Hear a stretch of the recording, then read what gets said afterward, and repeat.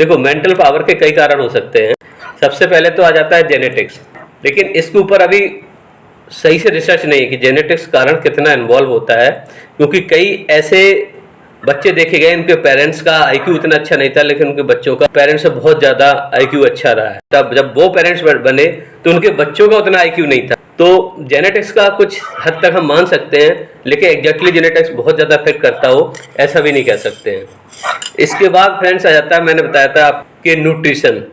Nutrition main important है, क्योंकि कोई भी ऐसी मेडिसिन नहीं है जो मेंटल पावर को बढ़ाती हो। कोई भी डायरेक्ट मेडिसिन मेंटल पावर को नहीं बढ़ाती है, चाहे वो शंखपुष्पी हो, ब्रह्मी हो, अश्वगंधा हो या आपके बादाम हो। अगर बादाम से दिमाग तेज होता तो कई ऐसे लोग हैं जो डेली के 1 केजी बादाम भी खा सकते थे, अगर उनको लगता है इससे दिमाग तेज हो जाता है। या दिन भर शंखपुष्पी पी सकते थे, या दिन भर ब्रह्मी पी सकते थे। तो उससे भी डायरेक्ट इफेक्ट नहीं पड़ता है, हाँ इनडायरेक्टली इनका जरूर इफेक्ट होता है। इसके बाद आ जाइए योगा। ओनली योगा से ही मेंटल पावर बढ़ाया जा सके तो ऐसा संभव नहीं। क्यों संभव नहीं? अगर आपकी कैल्शियम शरीर में डाउन है, आपकी हड्डी कमजोर है, आप कितना भी योगा कर लो आप अपनी हड्डी को मजबूत नहीं कर पाएंगे जब तक कि आप बॉडी में कैल्शियम नहीं खाएंगे। तो कह सकते हैं कि डायरेक्टली योगा भी इन्वॉल्व नहीं होता है, हाँ इनडायरेक्टली योगा भी बहुत महत्वपूर्ण है। इसके बाद होते हैं आपके शरीर में फ्री रेडिकल, स्ट्रेस। जब बॉडी में ज़्यादा स्ट्रेस होता है तो हमारे वो बॉडी का स्ट्रेस हमारे दिमाग पर जाता है, या मेंटल स्ट्रेस होता है तो हमारी जो मेमोरी पावर है उस पर भी जाता है, इफेक्ट करता है उस पर। वो हम उससे रिकवरी जो सिस्टम होता है हमारे दिमाग का उसको इफेक्ट करने लगता है और हम जल्दी से रिकवर नहीं कर पाते। आप स्ट्रेस लेते हैं तो उतने ज़्यादा फ्री रेडिकल जनरेट होते हैं।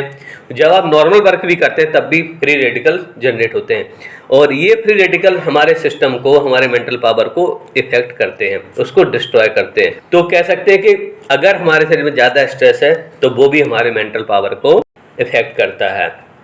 इसके बाद आइए friends physical activity. Physical activity अगर आप नहीं करेंगे तो आपका ब्लड सर्कुलेशन सही से नहीं होगा, बॉडी होगा। आपके दिमाग में जो सेल्स हैं उनको भी न्यूट्रिशन की आवश्यकता होती है, वो न्यूट्रिशन पहुंचता है हमारे ब्लड के थ्रू। अगर ब्लड हमारा सही से दिमाग में फ्लो नहीं कर रहा है, आपको न्यूट्रिशन नहीं मिलेगा वर्क करने के लिए, तो वो भी इफेक्टिव होगा।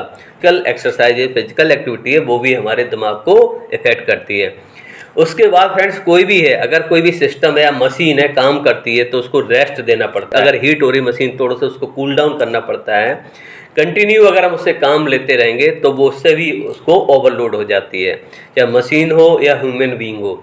अगर हम रेस्ट नहीं करते हैं, हम अपने दिमाग का दिन भर यूज करते हैं और बीच में उसको ब्रेक नहीं देते हैं, हम प्रॉपर रेस्ट नहीं करते हैं, साउंड स्लीप नहीं लेते हैं। मैं कहता हूँ 6 to 9 आवर साउंड स्लीप की जरूरत होती है। ऐसा नहीं कि आप बिस्तर पर लेट गए, आपने वहाँ से टाइम काउंट कर लिया कि हम बिस्तर पर लेट गए और हमारा स्लीपिंग टाइम शुरू हो गया। ऐसा नहीं, स्लीपिंग टाइम मतलब जब आप गहरे नींद में स्टार्ट हो जाते हैं, वो स्लीप टाइम बोल रहा हूँ।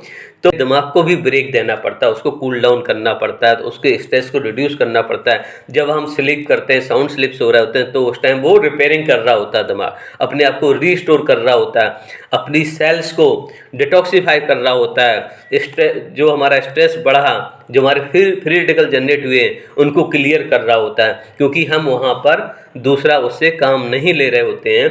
तो उस टाइम वो अपने इस सारे काम को, मेंटेनेंस वाले वर्क को कंटिन्यू करता रहता है। अगर हम साउंड स्लीप नहीं लेते हैं तो हमारा दिमाग क्या होगा कि अपना मेंटेनेंस वर्क अच्छे से नहीं कर पाएगा। तो कह सकते हैं कि हमारा जो स्लीपिंग है वो भी हमारे मेंटल पावर को इफेक्ट करती है। ओके फ्रेंड्स, मैंने कुछ ये कारण बताए। मैं चर्चा आपसे करना चाहूँगा न्यूट्रिशन, कि न्यूट्रिशन बॉडी पे कैसे इफेक्ट करता है। न्यूट्रिशन की चर्चा हम वीडियो के सेकंड पार्ट में करेंगे।